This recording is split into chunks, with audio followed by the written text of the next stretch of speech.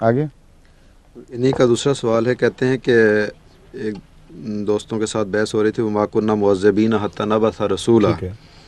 تو ان کے ساتھی کہنے لگے کہ یحییٰ وغیرہ بہت سے انبیاء سے گزرے ہیں جن کے وقت میں عذاب نہیں آیا. ٹھیک. مزید یہ کہا کہ یہ لا آف نیچر ہے جو اس میں بیان ہو رہا ہے. ٹھیک ہے. ایسا ہی جہاں اسلام کا پیغام نہ پہنچا ہے وہاں پہ بھی عذاب نہیں آیا، تو عذاب کیوں آتے ایسے ہیں؟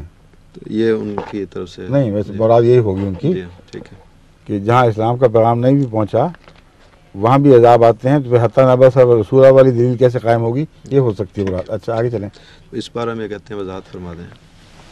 بات یہ ہے کہ انہوں نے پوری بات شاید یا سنی نہیں یا سمجھی نہیں.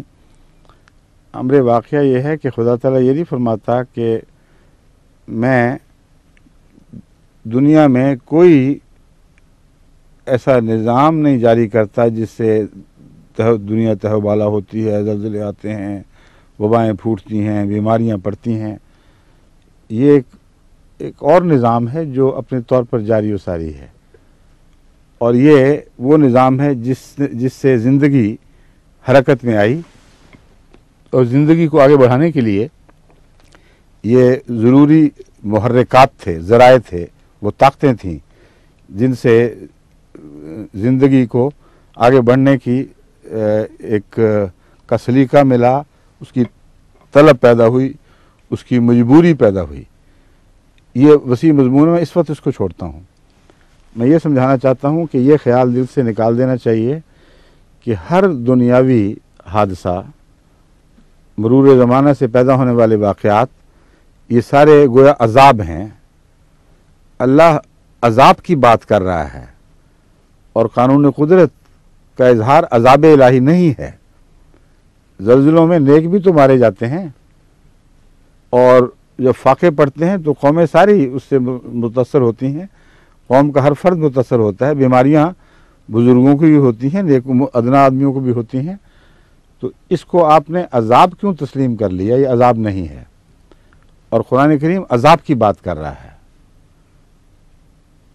جب ہم کسی قوم کو عذاب دینے کا فیصلہ کرتے ہیں، مراد یہ ہے کہ جب ایک قوم اتنی بدکردار ہو جائے کہ ہماری دوسری تقدیر جاری ہو جاتی ہے، اور ہم اس مذہبی تقدیر کے پیش نظر ان کو سزا دینا چاہتے ہیں تاکہ ان کی توجہ واپس ہماری طرف لوٹے. ایسا کرنے سے پہلے ہم ضرور انہیں تنبیہ کرتے ہیں. جس طرح سڑکوں پر گڑھے کھودے ہوئے ہوں تو ہر مہذب حکومت کا کام ہے کہ مطلع کرے کہ آگے گڑھا آ رہا ہے، بچ کے چلو. کہیں کچھ خطرات ہوں، بدامنی ہو، تو اعلان کر دیے جاتے ہیں کہ فلاں رستوں پر نہ چلو. تو کیا اللہ تعالیٰ ہی ایسا ہے جو بغیر کسی وارننگ، بغیر کسی تنبیہ کے قوموں کو پکڑ لے؟ اس لیے یہ مراد ہے کہ ہم ان لوگوں کے لیے ضرور تنبیہ کا ایک نظام جاری کرتے ہیں، اور آخری پکڑ سے پہلے ان کو متنبع کر دیا جاتا ہے ایک بھیجے ہوئے کے ذریعے. لیکن اس سے یہ مراد بھی نہیں لی جا سکتی کہ روزمرہ کی زندگی کے جرائم کے وبال میں سے ہر ایک پر اللہ متنبع کرتا ہے.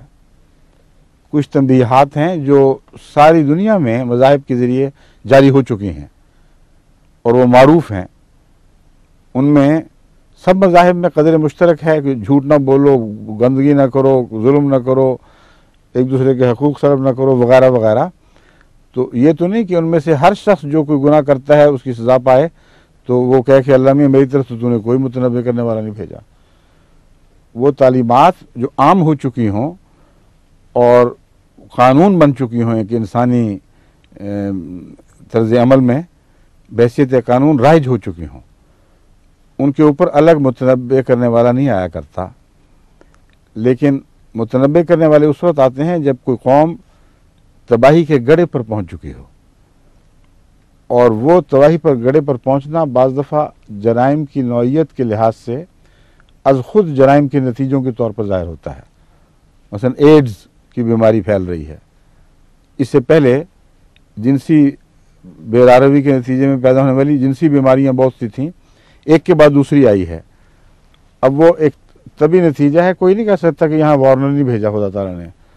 تعلیم عام ہو چکی ہے، اگر تم اس طرف اسے نظر انداز کرو گے اور جانتے ہو کہ یہ तमाम मज़ाहिब में मकरूह बातें हैं, तो फिर तुम्हें उसकी सज़ा एक मिलती चली जाएगी। लेकिन जब ऐसे मकाम पर पहुंच जाए एक चीज़ कि किसी कौम की हलाकत का सवाल उठ जाए, किसी कौम की सफ लपेटी जाने वाली हो, तारीख़ में तब्दीली पैदा की जा रही हो, कौमों के उरूज और जवाल के मसाइल उठ खड़े हों, ये वो मौक़े हैं जब खुदा ताला ज़रूर तंबीह करने वाला भेजता है। इस्लाम में जो ज़ाहिरी तौर पर अमलन इस्लाम से रूह गर्दानी का इन्हितात शुरू हुआ है, एक लंबे अरसे से शुरू हुआ है, और हज़रत रसूल अकरम सल्लल्लाहु अलैहि वसल्लम ने आखिरी ज़माने में एक महदी तंबीह करने वाले का जिक्र फरमाया है। एक ईसा इब्न मरियम, मसीह इब्न मरियम तंबीह करने वाले का जिक्र फरमाया है। तो इस 1400 साल में क्या कोई अजाब नहीं आया? अजाब आते रहे हैं। जब हलाकू खान ने बगदाद पर हमला किया था तो एक बुज़ुर्ग को जब दुआ के लिए कहा गया तो उसने यही जवाब दिया कि मेरी दुआ अब क्या काम कर सकती है। सारी रात मैं दुआ करता रहा और मुझे इल्हाम होता रहा, या अय्युहल कुफ़ारो उक़्तुलुल फुज्जार, कि गोया खुदा मुझे समझा रहा है कि इस वक्त तो हम ये तकदीर जारी कर चुके हैं, ए कुफ़ार, इन बदकिरदार मुसलमानों को हलाक करो।